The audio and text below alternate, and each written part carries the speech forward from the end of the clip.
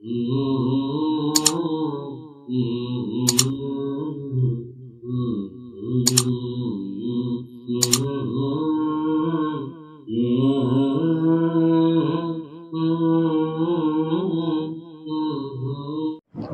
ونصلی علی رسولہ الکریم اما بعد فاعوذ باللہ من الشیطان الرجیم بسم اللہ الرحمن الرحیم رب اشرح لی صدری ویسر لی امری واحلل عقدۃ من لسانی یفقہوا قولی اللہم فقہنا فی الدین اللہم انا نسألک علما نافعا وعملا متقبلا ورزقا طیبا اللہم انفعنا بما علمتنا وعلمنا ما ينفعنا وزدنا علما آمین یا رب العالمین۔ السلام علیکم ورحمۃ اللہ وبرکاتہ۔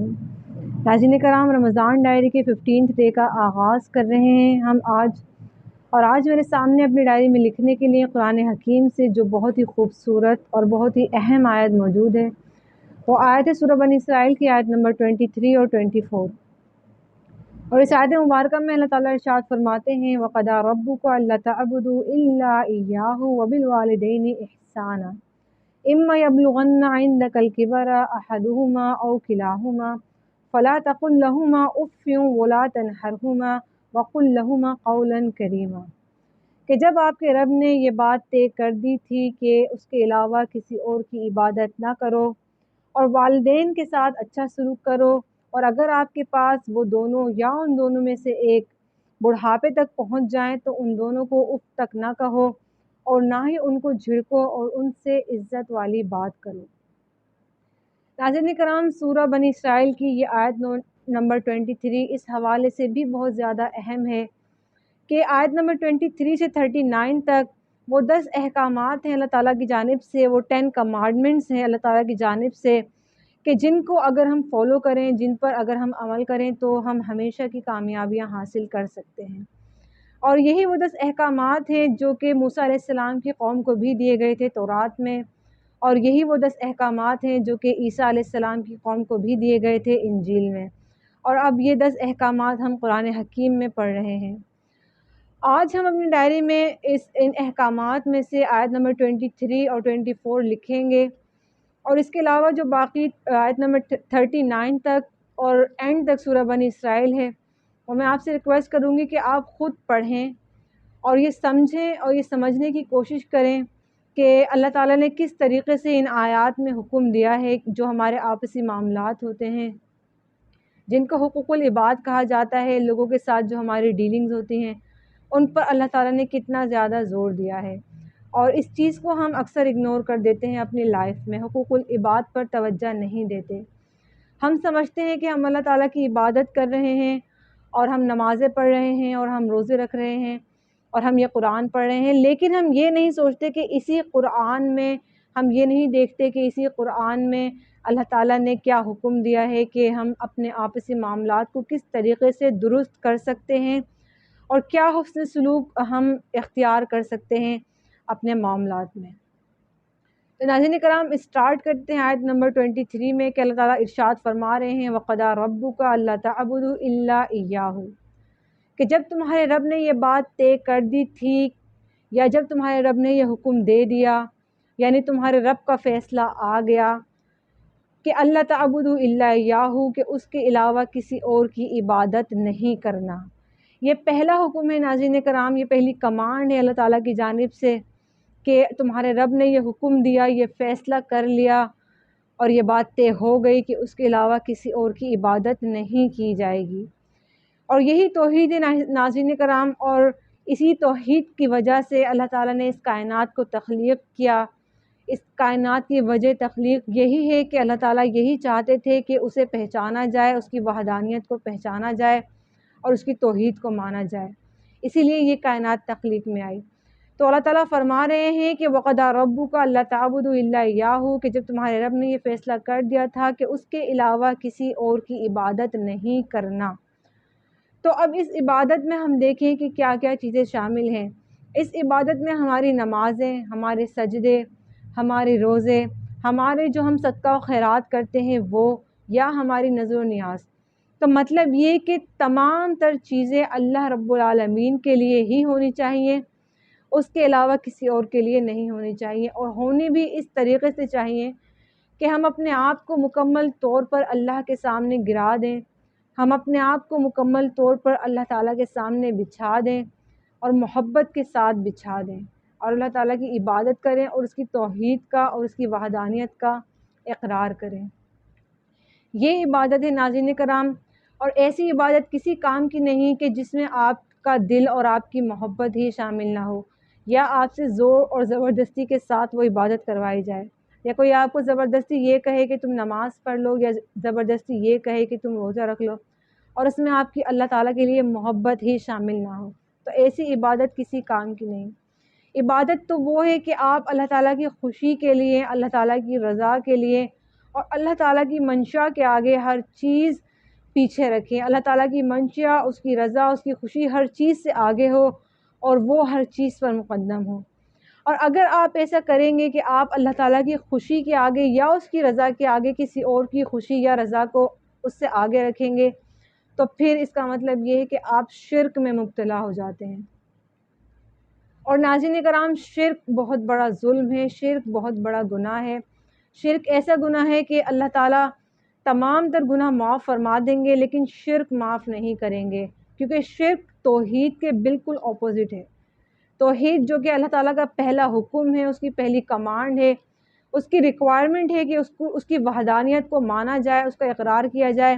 اس کے آپ اگر بالکل اپوزٹ جا کر اس کی ذات میں شرک کریں گے تو یہ ایسا جرم ہے، ایسا گناہ ہے کہ اس کو پھر اللہ تعالیٰ معاف نہیں فرمائیں گے۔ اور سورہ لقمان میں ہم پڑھتے ہیں کہ حضرت لقمان نے اپنے بیٹے کو نصیحت کرتے وقت یہی کہا تھا کہ ان الشرک لظلم عظیم، کہ بیٹا شرک یقیناً بہت بھاری ظلم ہے، تو شرک نہ کرنا۔ اور ناظرین کرام، اگر ہم یہ شرک کو دیکھیں اور اس کو سمجھیں تو اس شرک کی بھی بہت ساری قسمیں ہیں جو عام طور پر ہم کر گزرتے ہیں اور ہمیں پتہ نہیں چلتا۔ ایک شرک تو وہ ہوتا ہے جو اللہ تعالیٰ کی ذات میں کیا جاتا ہے، اور دوسرا شرک وہ ہوتا ہے جو اس کی صفات میں کیا جاتا ہے۔ ذات میں شرک تو نان مسلمز کرتے ہیں کہ وہ اللہ تعالیٰ کی وحدانیت کو نہیں مانتے، اسے ایک نہیں مانتے اور انہوں نے اپنے معبود بنا رکھے ہیں اللہ تعالیٰ کے علاوہ، ان سے مانگتے ہیں، انہیں پوچھتے ہیں، وہ ہوتا ہے اللہ تعالیٰ کی ذات میں شرک۔ اور ہم مسلمز جو ہیں، ہم اللہ تعالیٰ کی ذات میں تو شرک نہیں کرتے، اس کو ذات میں تو ایک مانتے ہیں، وہ اکیلا ہے، وہ وحدہ لا شریک ہے، لیکن ہم اس کی صفات میں شرک کرنے لگتے ہیں۔ اور صفات میں شرک کیا ہوتا ہے کہ اللہ تعالیٰ کی جو صفات ہیں، یعنی دینا اس کی صفت ہے تو ہم کسی اور سے مانگنے لگیں، سننا اس کی صفت ہے تو ہم کسی اور کو اپنے مسائل سنانے لگیں یا کسی اور کے در پر حاضری لگانے لگیں، یہ اللہ تعالیٰ کی صفات میں شرک ہے۔ اور ہم میں سے اکثریت آج کے دور میں اللہ تعالیٰ کی صفات میں شرک کا شکار ہے اور ہم اس چیز کو سمجھتے نہیں ہیں۔ تو شرک بہت بھاری ظلم ہے اور یہ توحید کے بالکل اپوزٹ ہے۔ اللہ تعالیٰ کی جو پہلی کمانڈ ہے، جو پہلا حکم ہے، تو ہمیں اس کو ماننا ہے جو اللہ تعالیٰ نے ہمیں حکم دیا ہے۔ اللہ تعالیٰ فرما رہے ہیں اس آیت میں وَقَضَىٰ رَبُّكَ أَلَّا تَعْبُدُوا إِلَّا إِيَّاهُ، کہ جب تمہارے رب نے یہ بات طے کر دی، فیصلہ ہو گیا کہ عبادت اللہ ہی کی جائے گی، تو پھر تمہیں کسی اور کی عبادت نہیں کرنی۔ اور دوسرا حکم، دوسری بات جو اللہ تعالیٰ اس آیت میں آگے فرما رہے ہیں وہ ہے وَبِالْوَالِدَيْنِ إِحْسَانًا، یعنی والدین کے ساتھ حسن سلوک کرو، والدین کے ساتھ احسان کا معاملہ کرو۔ یہ دوسرا حکم ہے، یہ دوسری کمانڈ ہے اللہ تعالیٰ کی۔ اور ایک احسان تو وہ ہے ناظرین کرام والدین کے ساتھ جو احسان عام ہے، جو ہم عام طور پر ہمیں جس کا حکم دیا گیا ہے کہ ہمیں ساری زندگی والدین کے ساتھ اچھا سلوک کرنا ہے، اچھا برتاؤ کرنا ہے، اچھا رویہ ان کے ساتھ اختیار کرنا ہے۔ یہاں اللہ تبارک و تعالیٰ جس احسان کی ہم سے ڈیمانڈ کر رہے ہیں اور جس احسان کا ہمیں حکم دے رہے ہیں، وہ احسان ایک خاص ایج میں ہے، ایک خاص عمر میں ہے۔ اللہ تعالیٰ فرما رہے ہیں کہ اما یبلغن عندک الکبر، کہ جب وہ پہنچ جائیں بڑھاپے کو، احدہما او کلاہما، ان دونوں میں سے ایک یا وہ دونوں۔ تو یہ ایک مخصوص ایج ہے کہ جب ہمارے والدین بڑھاپے کی عمر میں پہنچ جائیں، ایسی عمر میں پہنچ جائیں کہ جب وہ ہم پر ڈیپینڈنٹ ہو جائیں اور جب وہ ہمارے زیر نگہداشت آ جائیں اور جب وہ اپنی ضروریات کے لیے ہمارے آگے آئیں۔ تو یہ وہ وقت ہے جس کے بارے میں اللہ تعالیٰ نے حکم دیا ہے کہ جب تمہارے والدین اس عمر میں پہنچ جائیں کہ جب وہ تم پر ڈیپینڈ کرنے لگیں، تو اس وقت تمہیں اپنے والدین کے ساتھ اچھا سلوک کرنا ہے اور ان کے ساتھ حسن سلوک والا رویہ اختیار رکھنا ہے۔ ناظرین کرام، یہاں اب یہ ایک بات نوٹ کرنے کی ہے کہ اللہ تعالیٰ نے اپنی عبادت کے بعد، اپنی توحید کے بعد جو حکم دوسرا دیا ہے وہ والدین کے ساتھ حسن سلوک کا حکم دیا ہے۔ اور یہ کیوں دیا ہے اللہ تعالیٰ نے حکم؟ کہ اللہ تعالیٰ تو ہمارے خالق ہیں، وہ ہمیں پیدا کرنے والے ہیں، لیکن ہمارے والدین جو ہیں وہ اس دنیا میں ہمارے وجود کا اور ہماری موجودگی کا ذریعہ ہیں۔ اسی وجہ سے اللہ تعالیٰ نے اپنی عبادت کے بعد اور اپنی توحید کے حکم کے بعد ڈائریکٹ جو دوسرا حکم دیا ہے وہ والدین کے ساتھ حسن سلوک کا دیا ہے، اور وہ بھی اس عمر میں کہ جب وہ بالکل ڈیپینڈ کرنے لگیں آپ پر، جب وہ آپ کے زیر نگہداشت آ جائیں۔ اور ناظرین کرام، جب ہمارے والدین اس عمر میں پہنچ جاتے ہیں بڑھاپے کو، اگر وہ ہمارے پاس ہوں تو تمام مسائل شروع ہی اسی وقت ہوتے ہیں۔ پھر ہمیں ان کی باتیں بری لگنے لگتی ہیں، پھر ہمارے گلے شکوے شروع ہو جاتے ہیں، پھر ہماری شکایتیں شروع ہو جاتی ہیں کہ اب یہ اس عمر میں پہنچ گئے، اب تو انہیں کوئی بات سمجھ نہیں آتی، اور اب یہ ہمارا جو ہے وہ ٹائم ضائع کر رہے ہیں، یہ وہ، اور یہ عمومی رویہ ہے اور یہی المیہ ہے ہمارے دور کا، آج کے دور کا، اور ہم یہی کرتے ہیں۔ آج جو اولڈ ہومز بھرے پڑے ہیں وہ ہمارے انہی رویوں کی وجہ سے بھرے پڑے ہیں کہ ہم اپنے والدین کو جب وہ بڑھاپے میں پہنچ جاتے ہیں، جب وہ اس عمر میں پہنچ جاتے ہیں کہ جب انہیں ہماری ضرورت ہوتی ہے، تو ہم انہیں چھوڑ دیتے ہیں بے آسرا، اور ہم ان کے ساتھ وہ رویہ اختیار نہیں کرتے جس کا اللہ تعالیٰ ہمیں حکم دے رہے ہیں ان آیات میں کہ وَبِالْوَالِدَيْنِ إِحْسَانًا إِمَّا يَبْلُغَنَّ عِندَكَ الْكِبَرَ، کہ جب وہ بڑھاپے کی عمر میں تمہارے پاس موجود ہوں تو پھر تم ان کے ساتھ احسان والا معاملہ کرو، اور پھر تم ان کے ساتھ حسن سلوک اختیار کرو۔ اور ناظرین کرام، اللہ تعالیٰ کو انسان کی فطرت پتہ تھی، اسی لیے اللہ تعالیٰ نے یہ حکم دیا ان آیات میں۔ نبی صلی اللہ علیہ وسلم کی ایک حدیث کا مفہوم ہے کہ والدین کے دل میں تو اللہ تعالیٰ فطری طور پر اولاد کی محبت ڈال دیتے ہیں، لیکن اولاد کے دل میں فطری طور پر والدین کی محبت نہیں ہوتی، اور اسی وجہ سے ہم اس المیہ کا شکار ہیں جو ہم آج کے دور میں فیس کر رہے ہیں، جو ہم اکثر ہمارے مشاہدے میں یہ ایسے باتیں آتی رہتی ہیں اور ایسے کیسز ہم دیکھتے رہتے ہیں، اور اب تو اتنا تک ہم دیکھنے لگے ہیں کہ جو اولاد ہے وہ اپنے والدین کو مارنے بھی لگی ہے، ہاتھ بھی اٹھا لیتی ہے۔ تو اللہ تعالیٰ کو پتہ تھی فطرت انسان کی کہ یہ اپنے والدین کے ساتھ ایسا سلوک کریں گے، اسی لیے اللہ تعالیٰ نے والدین کو حکم نہیں دیا ان آیات میں کہ تم اولاد کے ساتھ اچھا سلوک کرنا، اولاد کو یہ حکم دیا ہے کہ تمہیں والدین کے ساتھ اچھا سلوک کرنا ہے، اس عمر میں جا کے کرنا ہے کہ جب وہ تم پر ڈیپینڈ کرنے لگیں، تو پھر تم انہیں حقیر نہ سمجھنا، تو پھر تم انہیں بے توقیر نہ کرنا دوسروں کے سامنے، اور جو ہم اکثر کرتے ہیں۔ ہم میں سے اکثریت ایسی ہے اور ہمارے مشاہدے میں یہ باتیں آتی رہتی ہیں کہ ہم یہ کرتے ہیں اور ہم یہ دیکھتے ہیں، اور ہم اللہ تعالیٰ کے اس حکم کے خلاف جا کر یہ باتیں کرتے ہیں، یہ کام کرتے ہیں، اسے اعمال کرتے ہیں۔ تو اللہ تعالیٰ فرما رہے ہیں کہ ان دونوں میں سے یا دونوں اگر تمہارے پاس موجود ہوں تو انہیں اللہ تعالیٰ فرما رہے ہیں اف فلا تقل لہما اف، تو انہیں تم اف تک نہ کرنا، یعنی اللہ تعالیٰ والدین کو اف تک کرنے سے منع کر رہے ہیں۔ اور یہ اف کیا ہے؟ کہنے کو اتنا چھوٹا سا جملہ اف، لیکن یہی وہ جملہ ہے کہ تمام تر زندگی کی جو گھٹن ہے وہ اسی ایک جملے میں اف۔ کیا مسئلہ ہے آپ کے ساتھ؟ کیا دماغ خراب کیا ہوا؟ بیزاریت کا اظہار کرنا والدین کے ساتھ،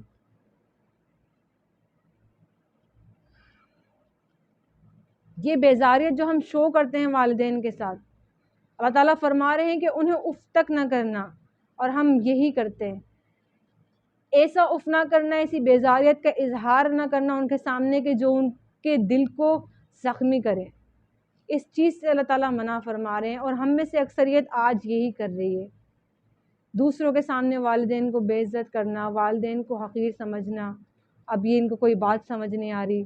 اور آپ کو کچھ نہیں پتہ، آپ سائڈ ہو کے بیٹھے ہیں اور ہمیں زیادہ پتہ ہے، اور یہ اور وہ۔ تو اللہ تعالیٰ اسی چیز سے منع فرما رہے ہیں ان آیت میں، اور سختی سے حکم دے رہے ہیں ان آیت میں، اور آگے فرما رہے ہیں وَلَا تَنْهَرْهُمَا، اور تم ان سے اونچی آواز میں بات نہ کرنا، لاؤڈ نہ کرنا ان پر، چیخنا نہیں ان پر، اور ہم تو آج ہاتھ بھی اٹھانے لگے ہیں والدین کے اوپر۔ ہم دیکھیں نا اپنے گریبان میں جھانکیں، ہم کیا کرتے ہیں اپنے والدین کے ساتھ سلوک، کہ جن کے پاس یہ نعمت موجود ہے۔ اور انسان کے پاس جب تک جو نعمت موجود ہوتی ہے اس وقت تک اسے اس کی قدر نہیں ہوتی، اور جب وہ نعمت اس سے چھین لی جاتی ہے تو پھر وہ آہ و بکا کرنے لگتا ہے کہ کاش میں ایسا نہ کرتا، یا کاش میں نے وہ کیا ہوتا، یا کاش میں نے یہ کیا ہوتا۔ اور یہ اتنا بڑا ظلم ہے کہ اللہ تعالیٰ فرما رہے ہیں اف بھی نہ کرنا والدین کو۔ یہ اتنا سا ایک لفظ، ایک بیزاری کا احساس بھی ان کے دلوں تک نہ جائے کہ تم اپنے والدین سے بیزار ہو گئے ہو، یہ ان کے دل کو زخمی کرے گا، یہ انہیں دکھ پہنچائے گا۔ یہ تمہارا اف کہنا تمہارے والدین کو، بد زبانی کرنا، چیخنا چلانا یا ہاتھ اٹھانا تو الگ، اس کے بارے میں تو الگ حکم دیا ہے وَلَا تَنْهَرْهُمَا، اور ان کے ساتھ اونچی آواز میں بات نہ کرنا۔ لیکن یہ اف، اس کو سمجھیں کہ اللہ تعالیٰ نے اف تک کرنے سے والدین کے ساتھ منع فرمایا ہے۔ اور ہم کیا کر رہے ہیں آج، جن کے پاس والدین جیسی نعمت موجود ہے وہ کیا کر رہے ہیں اپنے والدین کے ساتھ، ان کا کیسا رویہ ہے اپنے والدین کے ساتھ۔ اولڈ ہومز بھرے پڑے ہیں، مدر ڈے آتا ہے جب، فادر ڈے آتا ہے جب، تو ہم کیا کرتے ہیں، ہم مناتے ہیں جوش و خروش کے ساتھ، ایک ایک دن مختص کر دیا والدین کے لیے، مدر ڈے مختص کر دیا یا فادر ڈے مختص کر دیا۔ اس چیز کو نہیں سمجھے کہ اللہ تعالیٰ نے ان آیات میں ہمیں کتنی سختی سے حکم دیا ہے کہ فَلَا تَقُلْ لَهُمَا اُفٍّ وَلَا تَنْهَرْهُمَا، کہ تم نہ انہیں اف کرنا اور نہ ہی ان سے اونچی آواز میں بات کرنا۔ اور یہ اتنا بڑا گناہ ہے والدین کا دل دکھانا، والدین کے ساتھ بدتمیزی کرنا، ان کے ساتھ بد اخلاقی سے پیش آنا، کہ اللہ تعالیٰ اس گناہ کو معاف نہیں کریں گے۔ اللہ تعالیٰ اس وقت تک اس گناہ کو معاف نہیں کریں گے جب تک سزا نہ دے دیں۔ اور کچھ گناہ ایسے ہوتے ہیں کہ جب تک ان کی سزا نہ ملے ان کی معافی نہیں ہوتی۔ اور والدین کے ساتھ بدسلوکی اور والدین کے ساتھ بدتمیزی بھی انہی گناہوں میں شامل ہے۔ اللہ تعالیٰ انسان کو آخرت میں جو گناہ دیں گے وہ تو الگ دیں گے، لیکن دنیا میں بھی اسے ذلیل کریں گے، اسے رسوا کریں گے، اور آخرت کا جو عذاب ہے وہ الگ۔ اتنا بڑا گناہ ہے والدین کے ساتھ بدسلوکی سے پیش آنا۔ ناظرین کرام، رسول اللہ صلی اللہ علیہ وسلم سے پوچھا کسی شخص نے کہ یا رسول اللہ صلی اللہ علیہ وسلم، والدین کے کیا حقوق ہیں ہم پر؟ تو رسول اللہ صلی اللہ علیہ وسلم نے ارشاد فرمایا کہ تمہارے والدین ہی تمہاری جنت ہیں اور تمہارے والدین ہی تمہاری دوزخ ہیں۔ یعنی اگر تم نے ان سے اچھا سلوک کر لیا تو تمہیں جنت مل گئی، اور اگر تم نے ان سے بدسلوکی کی تو پھر تم جہنم میں چلے گئے۔ یہ والدین کی اہمیت ہے، یہ والدین کے ساتھ حسن سلوک کی اہمیت ہے، اور کس خاص عمر میں، اور اسی خاص عمر میں ہم والدین سے سب سے زیادہ بیزار ہوتے ہیں، ورنہ ساری زندگی تو ہم ڈیپینڈ کرتے ہیں والدین پر۔ وہ ہمیں کھلاتے ہیں، وہ ہمیں پلاتے ہیں، وہ ہماری پرورش کرتے ہیں، وہ ہمیں پڑھاتے ہیں، لکھاتے ہیں، ایک اچھے مقام پر پہنچاتے ہیں۔ ساری زندگی تو ہم ڈیپینڈ کرتے ہیں کیونکہ ہمیں ان کی ضرورت ہوتی ہے، اور جب انہیں ہماری ضرورت ہوتی ہے اس وقت سارے مسائل شروع ہوتے ہیں، اس وقت ہمارے سارے گلے شکوے شروع ہوتے ہیں،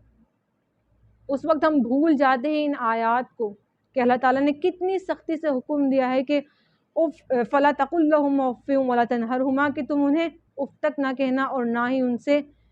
تیز آواز میں بات کرنا۔ ناظرین کرام، رسول اللہ صلی اللہ علیہ وسلم کے پاس ایک لڑکا آیا، آپ صلی اللہ علیہ وسلم مجلس میں بیٹھے ہوئے تھے، وہ آیا اور اس نے یہ کہا کہ میرے والد جو ہیں وہ میرا مال، میرے پیسے نکال لیتے ہیں میرے جیب سے، تو آپ کچھ کریں، اور وہ مجھے بتاتے بھی نہیں اور وہ مجھ سے پوچھتے نہیں ہیں، پوچھے بغیر میرے پیسے نکال لیتے ہیں، تو آپ انہیں بلائیں اور ان سے پوچھیں کہ وہ ایسا کیوں کرتے ہیں۔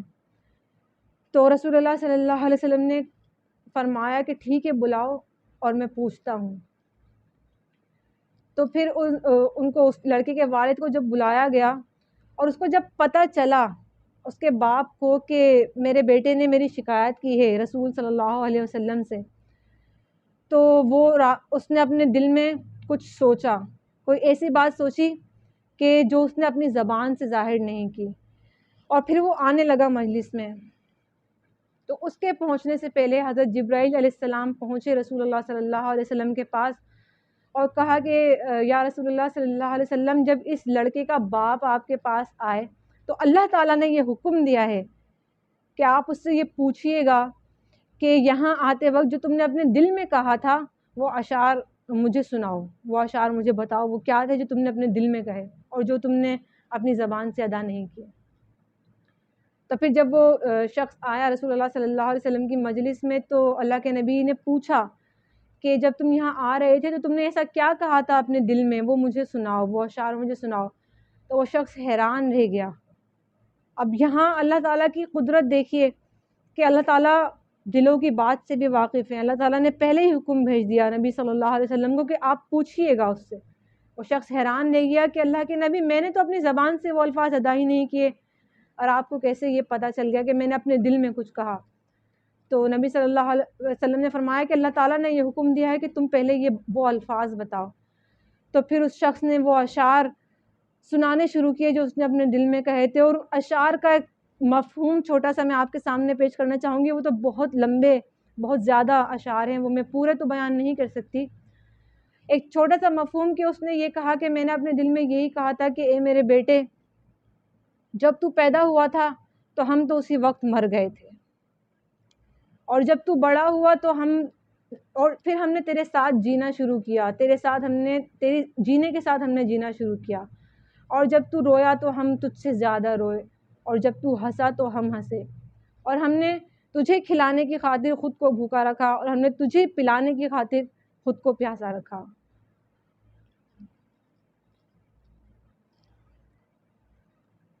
اور ایک دن ایسا آیا کہ تو ایک تناور درخت بن گیا اور ہماری کمر جھک گئی، اور اب تو ہم سے یہ سوال کرتا ہے، اور اب تو ہمارے گریبان پکڑتا ہے، اور تو دوستوں کی محفل میں ہمیں رسوا کرتا ہے۔ تو اگر تو بیٹا نہ بن سکا تو تو پڑوسی ہی بن جاتا، تو ہمارا پڑوسی بھی نہ بن سکا۔ اور اب مجھے ایسا لگتا ہے، اب ہمیں ایسا لگتا ہے کہ ہم نے تجھے نہیں پالا، تو نے ہمیں پالا ہے۔ یعنی ہم نے جتنی محنت، جتنی اپنی جوانی ضائع کی تجھے پالنے میں، تجھے کھلانے میں، تجھے چھاؤں پہنچانے میں، ہم خود دھوپ میں رہے، اب ہمیں ایسا لگتا ہے تیرا یہ رویہ دیکھ کر، تیری یہ چڑھی ہوئی تیوریاں دیکھ کر کہ جیسے تو نے ہمیں پالا ہے۔ تو جب اس آدمی نے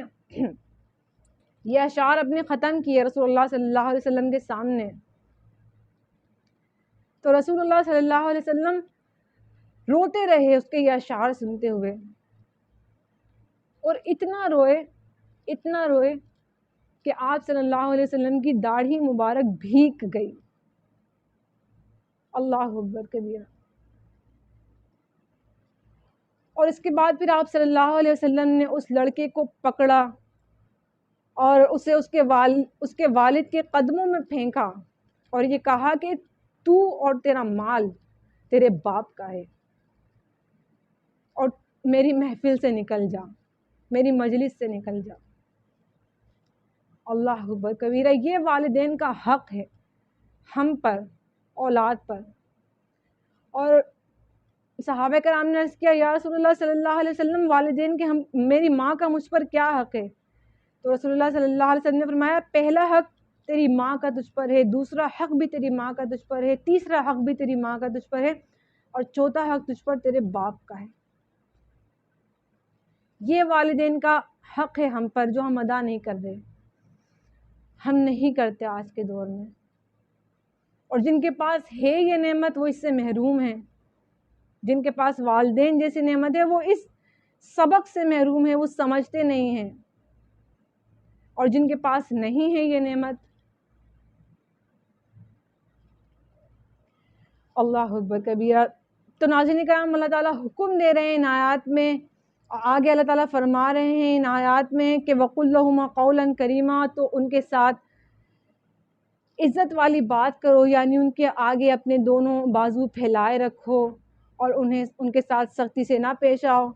اور آیت نمبر 24 میں ارشاد فرماتے ہیں اللہ تعالیٰ نے یہ ہمیں دعا سکھائی ہے، دعا سکھائی ہے کہ وَاخْفِضْ لَهُمَا جَنَاحَ الذُّلِّ مِنَ الرَّحْمَةِ وَقُلْ رَبِّ ارْحَمْهُمَا كَمَا رَبَّيَانِي صَغِيرًا، کہ ساتھ ساتھ اللہ تعالیٰ نے یہ تعلیم بھی فرما دی، یہ دعا بھی سکھا دی ہمیں کہ ان کے لیے یہ دعا کرنا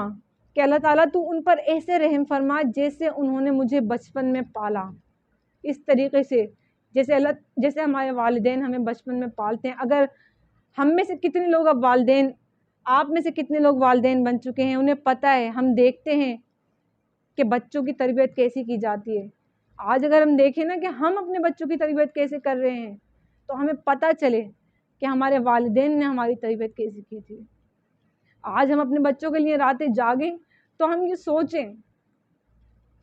کہ ہمارے والدین ہمارے لیے کیسے جاگے۔ اللہ اکبر کبیرہ۔ تو ناظرین کرام، یہ آیت نمبر 23 اور 24 جو ہم نے اپنی ڈائری میں لکھی ہے، آج سورہ بنی اسرائیل کی آیت نمبر 23 اور 24 اللہ تعالیٰ سے یہ دعا کریں گے کہ اللہ تعالیٰ ہمیں جن کے پاس والدین ہیں، اللہ تعالیٰ انہیں یہ توفیق دیں کہ وہ صحیح معنوں میں اپنے والدین کی خدمت کر سکیں۔ وآخر دعوانا ان الحمد للہ رب العالمین۔ السلام علیکم ورحمۃ اللہ وبرکاتہ۔